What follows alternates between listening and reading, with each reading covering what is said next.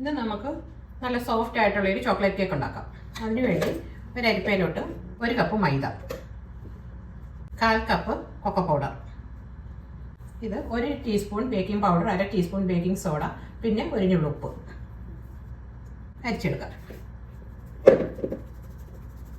പിന്നെ നന്നായിട്ടൊന്ന് മിക്സ് ചെയ്യാം.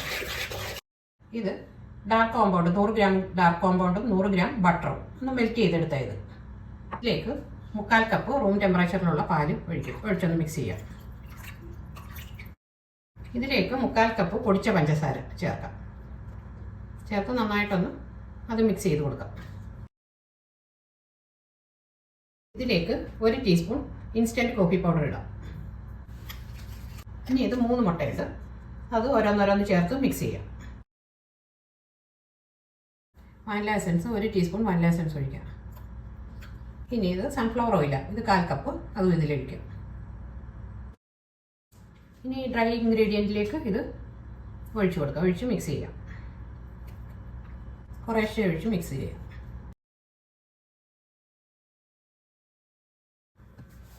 ഞാനിത് മിക്സ് ചെയ്തെടുത്ത് ഇതാണെങ്കിൽ ഇങ്ങനെ ഈ കൺസിസ്റ്റൻസിയിൽ വരണം, അല്ലെങ്കിൽ ഇച്ചിരി നല്ല ചൂടുവെള്ളം ഇച്ചിരി കുറച്ച് ഒഴിക്കാം. ഇതിപ്പോൾ ഒഴിച്ചിട്ടില്ല. ഇനി ഒരു കേക്ക് ടിന്നിലേക്ക് മാറ്റാം. ഇത് ബട്ടർ പേപ്പർ വെച്ച് ഓയിൽ തടങ്ങിയ കേക്ക് ടിന്ന ഇതിലേക്ക് ഒഴിക്കാം.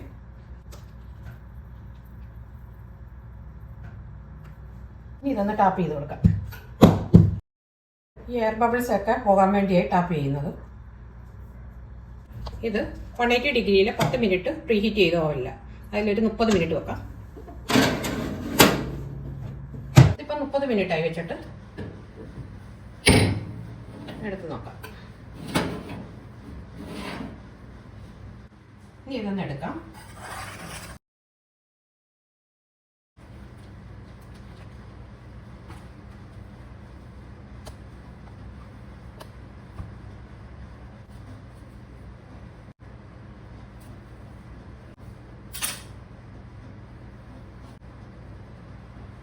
നല്ല സോഫ്റ്റ് ആയിട്ടുള്ള കേക്ക്.